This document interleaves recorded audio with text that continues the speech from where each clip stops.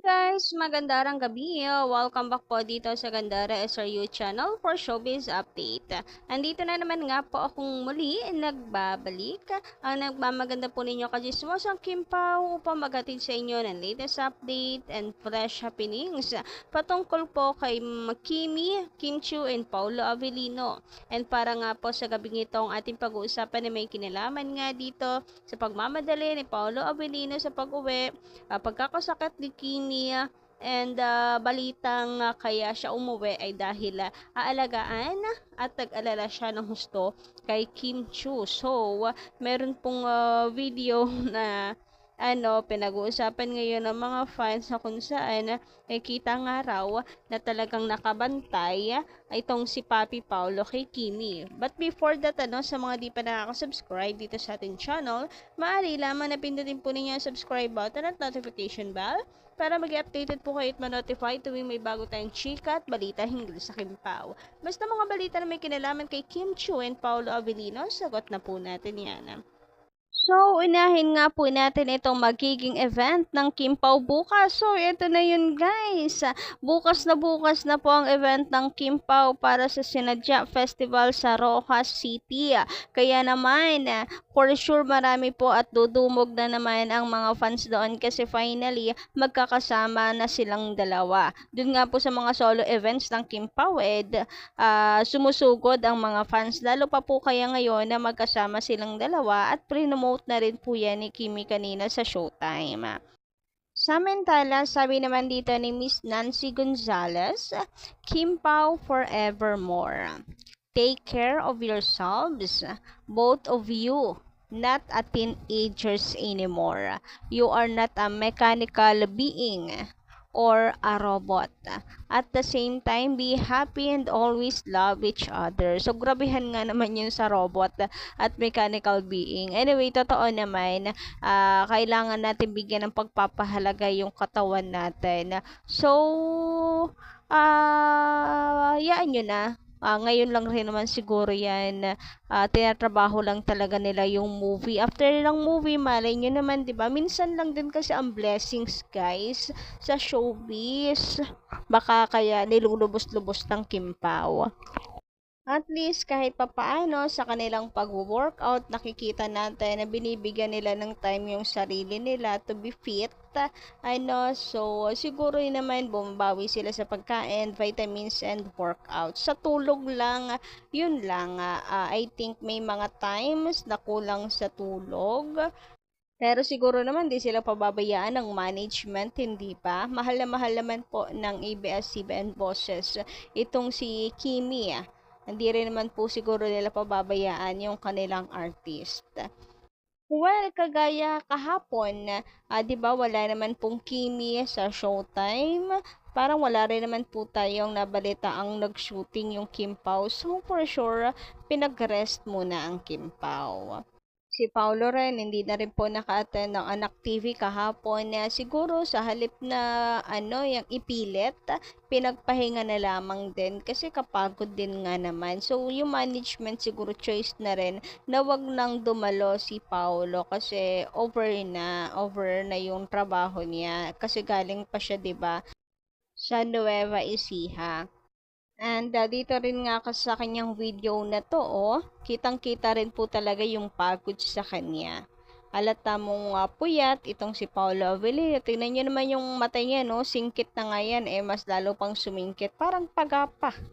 Parang may bakas pa nga po ng bagong gising si Paulo Avellino dito. Anyway, sa video na to, napakinggan nyo rin ba yung mensahe ni Paulo na kung saan para bang napapaisip siya kung deserve ba niya itong Net Makabata Awards kasi sabi niya ay pinagsisikapan na pa rin niya na wag gayahin syempre ng mga kabataan yung mga bad habits niya or natin.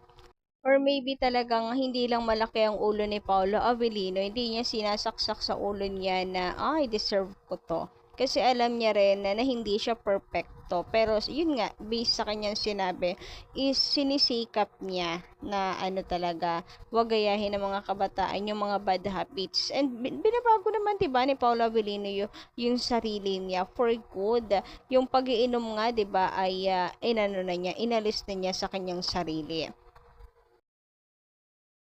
Patuloy ko pa rin pong pinagsisikap hanggang ngayon na hindi po makuha ng mga kabataan ang mga bad habits na meron ako at meron tayo. Samantala, sabi nga po dito ng author, mabait ka Paulo Avellino, kaya para sa aming Kim Pao fans, isa kang huwaran sa mga kabataan, nagkamali man pero patuloy na pinipilit maging mabuting tao at yun ang importante. O, di ba? Totoo naman guys, sabi nga ni Paulo, naniniwala siya sa sa lahat po ng mga nakikita sa TV, yung mga personalidad, dapat talaga ay ano, magandang ehemplo sa mga kabataan. And siya personally, dahil isa po siya doon sa nakikita sa telebisyon at malaki ang impluensya, ay pilit niya talaga na binabago ang sarili at upang hindi gayahin ng mga kabataan yung mga bad habits. So, ganyan po si Paulo Caminado na hindi naman siya perfecto. Parang ano nga napapaisip nga, ay, deserve ko ba talaga yung award na to? Pero don't worry, kami yung mga fans mo naniniwala na deserve mo yan. Nakikita naman kasi namin yung mga pagbabago ni Paulo Avellino. Samantala, speaking of this video, eto nga, yung iba hindi po makapag-focus sa sinasabi ni Paulo kasi napapatingin sila dito sa background niya, yung reflection. So, makikita nyo dito sa glass na para bang nasa gym siya dito. Para bang ano, parang tinake niya ang video na to bago po siya mag-start mag-workout. Kasi yung background po dito parang pamilyar. Parang ito rin daw po yung background doon sa video ni Kimi. Ito po Eto po, kung pagmamasdan po ninyo, parang dito daw po yun talaga sa, sa gym. Kayo guys, palagay po ninyo, yung may circle na yan. Tingnan nyo ulit yung video ni Paulo Avellino. Yung background niya dito na glass, tapos, yung border na parang black. Ganon din yung border dito kay Kimi. Ayan, kung papansinin ninyo. But anyway, parang talagang nasa gym daw po nito si Paolo Avellino. At kung magkaganon, kung tama nga daw pong huli ng mga fans, ibig sabihin magkasama ang Kim Pao na mag-gym. Talagang si Paolo, todo alaga niya si Kimi kasi 'di ba nagka-allergy nga daw po ito kaya siya nagmamadaling umuwi. So hanggang dito sa pag-gym, well, always naman po silang magkasama, hindi ba given naman na po 'yon. Pero parang parang ngayon daw ay todo talaga yung pagbabantay ni Paolo Avellino kay Kim. Kayo guys, anong say ninyo? Anong guess ninyo? Sa ano nga kaya ito? Kita sa camera yung yung background ni Paolo na parang dito nga po siya sa nila, sa pinapag-workoutan. Samantala, komento naman ni Miss Princess Pagio, magadarang gabi po sa inyo. May napanood ako, Miss Gandara, sa event ni Paulo kagabi. Sabi na wag nang patagalin yung song kasi may naghihintay. Pero hindi niya sinabi kung sino at ang sabi niya, excited na akong makita si Bamboo at kayo rin.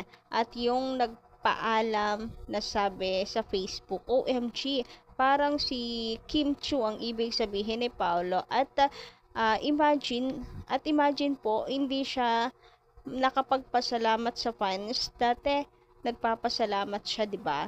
Di ba po? At sabi niya, mabilisan lang na promote at nagsalita ng panoorin ng movie nila at nagpasalamat na walang mention. Diretso lang. Halatang nagmamadali po. Nagmamadali po ang napanood ko kay Paulo, hindi niya dating ginagawa. So, ayun na nga, baka sa pagmamadali nga ni Paulo Avellino, nakalimutan ng i-mention ang mga fans. Pero at least nagpasalamat. Gets na po natin yon.